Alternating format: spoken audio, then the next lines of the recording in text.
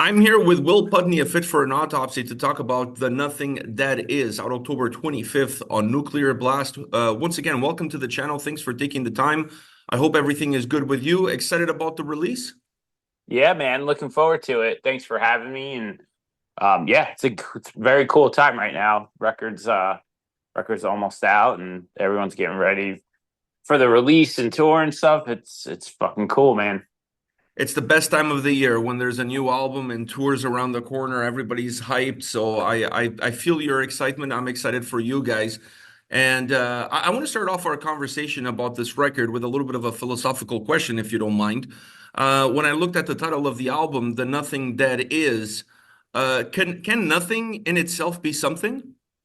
It's a great question. Well, I think it can. I think that's sort of a reflection of the world in a way. In my take, it's like kind of all headed towards nothing. It's like sort of what's the point of this existence if we're going to destroy it, and um that's kind of where it came from, but I definitely had a similar thought that you did when I wrote that. So it was yeah, I mean, in my take on it is pretty straightforward. It's a pretty dark record. It's sort of pointing out that what we're doing is this is where this is where we're headed, and I feel like that saying the nothing that is kind of sum that up in a cool way. That's exciting that both of us thought about the same thing. I guess great minds think alike. Yeah, there you go. At least that's where I'm going with. When you look at the legacy that the band has created, 7 records, going strong, playing all over the place, is there room? Do you see room for the band to continue to grow and develop and still keep what got you guys here part of that growth? I mean, I think so. I think every record we attempt to do that, and I definitely don't feel, I do think this is our best record to date, but I don't feel like there's not somewhere to go. Do you know what I mean? Mhm. And we always try new tricks, or we incorporate new things, or we take songs in different directions that we never had before. And I don't know, the more every time I sit down to make a record, I go, all right, what am I going to do this time? Like that I haven't already done, or how are we going to beat that thing we did last time that everybody loves? And, we always seem to do it. So, I feel like, we're in a good place where we still have room to grow, as musicians. And I think the sound of Fit still has the room to evolve. And yeah, I'm looking forward to like going back at it again anyway. So yeah, I think there's still more cool stuff to come and more new tricks to come from us. Are you a nostalgic person? Do you look a lot at the previous records and the path that you guys have trailblazed all the way here, or you're someone who's a little bit more focused in the present and perhaps in the future? I mean, I appreciate our older records, obviously there's like fans that would be more attached to certain eras of the band and stuff like that. And admittedly, like with some bands that I like, I feel that way too. So I always understand that stuff. But I mean, I think every record we make gets better, and I think, I don't know, we don't really look backwards much anymore. I think the band is progressed over the years into something where we're all a little more comfortable and confident doing what we're doing now. And um I don't see much nostalgia in our lives when it comes to like the looking back at its releases and works. It's more so about where we're headed. You mentioned a little bit earlier in passing that this is a dark record. I'm going to say that this is the darkest record you guys have ever done. Not that you guys haven't gone down the path of some dark topics on the lyrics, but this one, even sound-wise, it felt super dark. Was this an album born during the pandemic, or is this just your outlook on the way the world around you is representing itself? So Oh What the Future Holds, which is our last record, was the record we sort of made over the pandemic. That came out at the top of 2022 once the world started kind of opening back up again. And that record was more like, it's called Oh What the Future Holds. This was definitely more looking at like what's coming, and a little more of like from the perspective of really not knowing what's going to happen next and stuff like that. And here we are a few years later, and nothing's particularly better about the world and stuff. And I think that sort of frustration worked its way into this record. I think it did make it darker than the previous one, and I think there's a lot to be said about, like, I don't know, our band is we've definitely carried similar themes and topics lyrically more or less since the band started. Um and it's like nothing ever changes. So I think this stuff, the content tends to get a little more frustrated and dark over time when you feel like you're beating a dead horse. Yeah, and with no change in sight. When it comes to the lyrical content, how do you guys manage it? Do you write it? Does Joe write it? Does everybody contribute? How does it work? I usually handle most of the lyric writing. That's sort of it's kind of been my thing for a while now. I think the other guys have like kind of have opinions and weigh in from time to time and stuff like that. But yeah, I think generally it all usually starts with me. So you're the guy responsible for that amazing line that power doesn't make you less of a coward. Yes, that would be me. Dude, that is one of the greatest lines ever. Uh, I when I heard that song, obviously it's not from this record, but when I heard that song for the first time and that line hit, I had to pause. And I had to I had to walk away from the song, pause, and just kind of digest that line. I think it's one of the sickest lines I've ever heard on any song, on any lyric of any track. So I just wanted to mention that.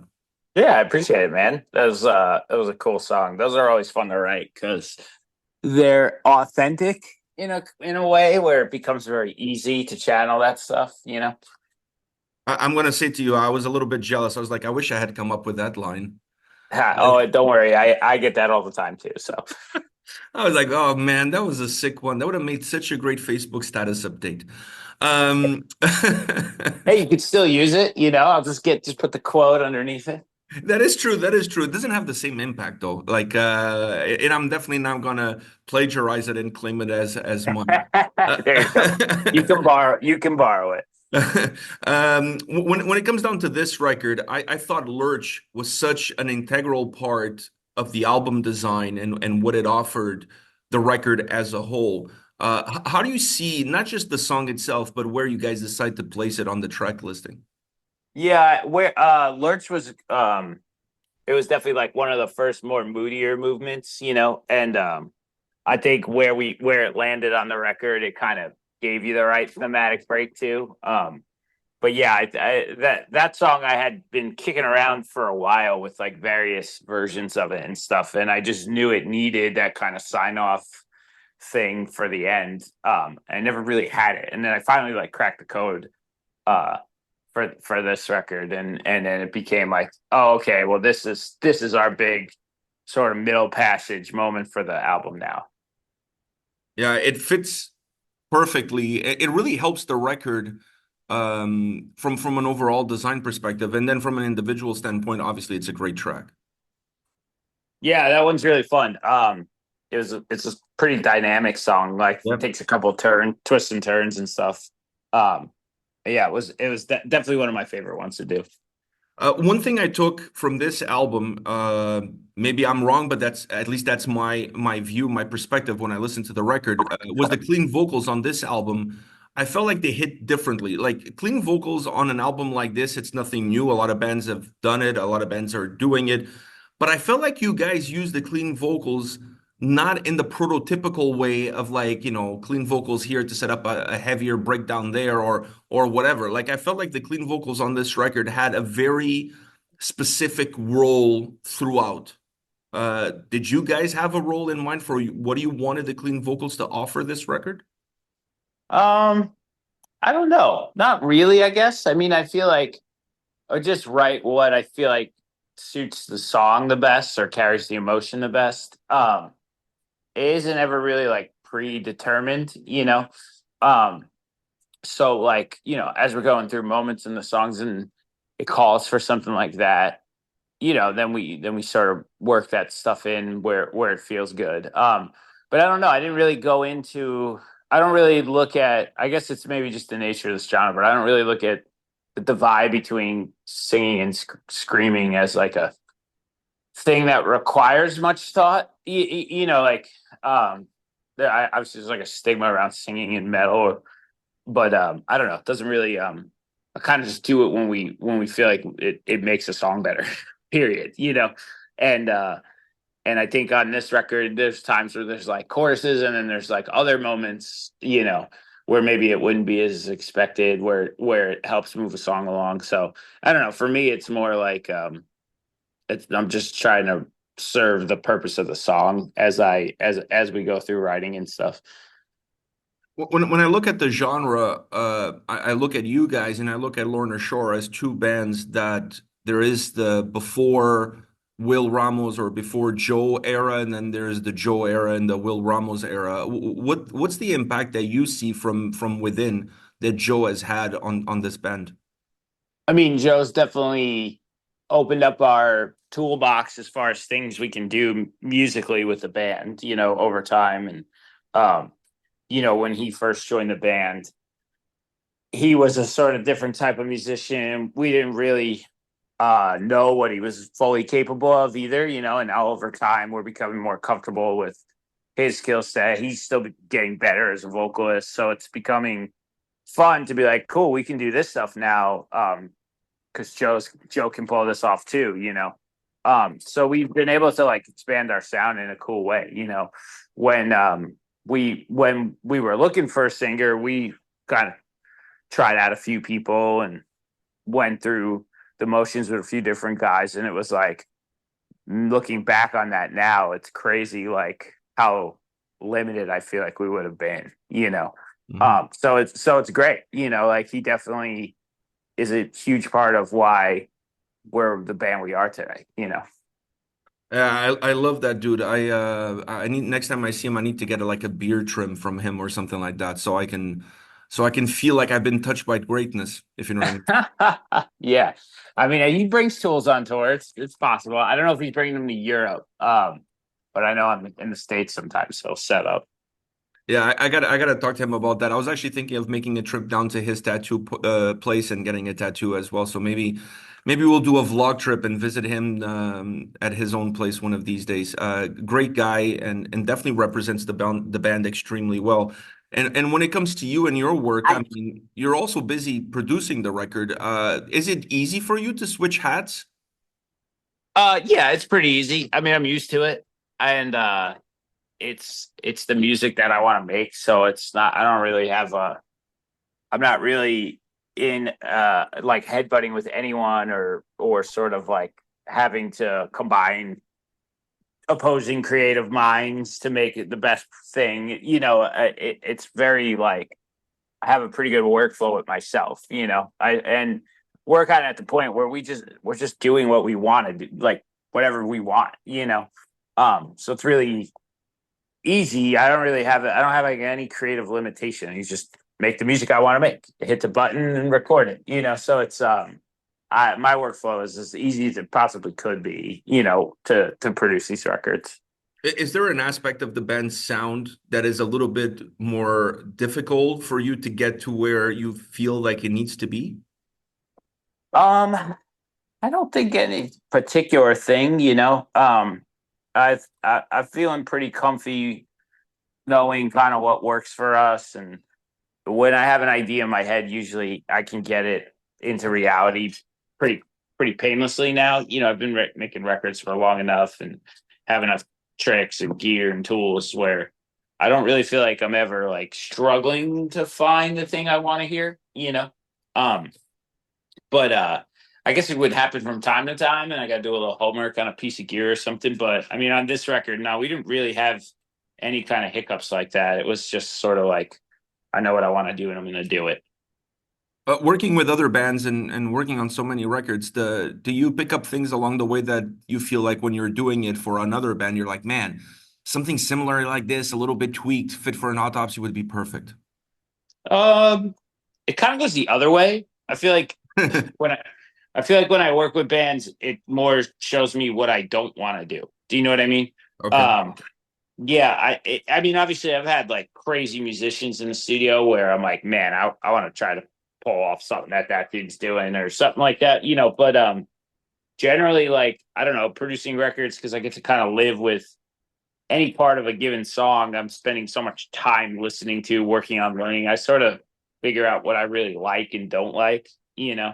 And also I can sort of see trend things that start happening and bands chasing particular things where it's like, well, I never wanted to be that guy with my music. So it's just stuff that I know kind of to avoid. You know what I mean? So I think it just focuses me more into the like, all right, I'm gonna cut this stuff out of a thought for a song, and it kind of just clears more of a path for me in my head where I'm like, okay, now I know not to even attempt something like this, or you know. Is that part of you uncompromisable? The fact that, like you mentioned, following trends, you're trying to do your own thing. Is that something that, regardless of whatever, you're never going to compromise on?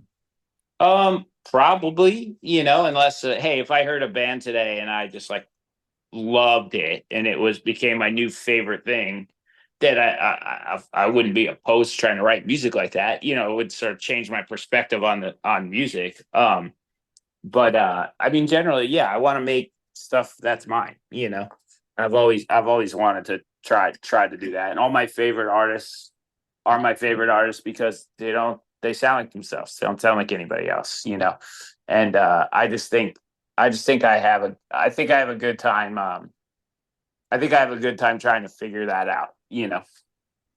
You guys are super cool in terms of with that when it comes to that uncompromising idea, not just in the sound, but in terms of how you guys represent yourselves. You're not afraid of attaching yourselves to causes like when there was those big fires in Australia. You guys raised awareness and raised money for it in a time where people are easily offended over everything. Do you think about any of that stuff when you attach a song or even the band's name to any cause, regardless of how safe it seems to be? No, I don't care anymore. I don't know if I ever actually cared, to be honest.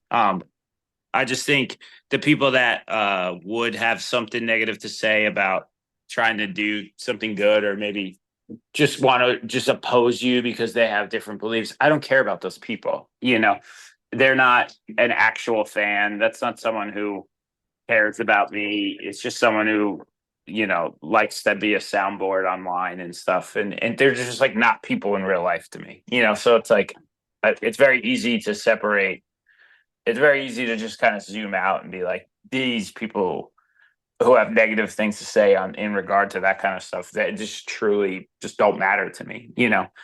So no, yeah, it doesn't bother me at all. And I mean, we have more stuff planned for this record that are definitely going to be like, you know, more controversial sort of causes that we'll attach ourselves to and stuff, and nobody cares. Like, just yeah, you can leave a shitty comment. It's fine. My son says Twitter is not a real place. That's his view on the whole social media aspect of things. Yeah, that's a great way of saying it. I mean, I haven't posted on Twitter in years. You know, like I'm not really a huge social media guy. Obviously I'm on there and I share stuff to promote my bands and you know, fans and kids and peers message me. So I obviously have like a network of relationships on there. So I'm checking it from time to time and it's a source of entertainment, but it isn't like I've never I've grown to just sort of shut that stuff out in my head when it comes to like everyone having a soapbox, you know. And I just think I just think it can get super toxic. So not you don't really see me talking much online anymore for similar reasons. I'm with you on that. Outside of like some dick jokes here and there and posting whatever videos we have going on our YouTube channel, I pretty much stayed away from social media. It's just I find that it kind of it's like a black hole. It just sucks you in and it takes you to a very negative place. So I try to stay away as much as possible. Yeah, I share funny stuff with my friends and I post band stuff and move on with the day, you know. One last question for you. I know this is always a tough one because it's not really up to you guys, but I feel like you guys haven't played in Canada for a while. Are you guys planning on coming back up to the Great White North after this album is out on the next tour run? Yeah, I believe we did Canada last year, didn't we? Yeah, you guys Pretty did sure. Canada last year with Casey String we went up there with. Acacia String. Yeah, yeah, yeah. You guys actually did a Yeah. bunch of Canadian dates on that, but it feels like it's too long already. Yeah, I could say I know that we do have stuff early next year we will be back up there. Yeah. All right, perfect. I love that. I love to see you guys up here. You guys always bring a lot of energy. I haven't missed a single time Fit for an Autopsy is played in Toronto. I've been Wow. I've been there Awesome. every single show. So Very cool. so Very I cool. not planning on missing next year either when you guys come up here. Love the energy, love what the band does on stage, and also love how creative you guys are with your merch. So it's a win-win all around. Well, thank you, man. I appreciate it. Coming out to all the shows is awesome. I know the dudes will love to hear that. It's always cool when we meet people who have been around for a while. Yeah, all the guys are super cool. Joe, actually, last time you guys the band was here, me and Joe went out for brunch or early lunch, whatever you want to call it. The guys gave him a little bit of an afternoon off for us to go grab some food. So always nice to hang out. Always nice to see the band. The energy is always great, and never a bad show. Never a bad show, regardless of what slot you guys have on the night. Yeah, well, thanks, man. I appreciate it. Will, man, thank you very much for your time. I really appreciate talking to you, and I hope to see you soon with one of your bands whenever you guys are in Toronto. Let me know. I'll take you out for lunch. We can talk more about philosophy and what the nothing that is actually is. Okay, sounds good. Yeah, I'm in Toronto. When am I in Toronto? I'll be there November 14th at the Opera House with Better Lovers. Oh, I'm planning on being there as well. There you go. Well, I'll see you there. Or I'll see you there. Well, sounds great. Okay, man. Until then, all the best. Awesome. Thanks, man. Talk to you soon. Take care, man. Bye. All right. Bye.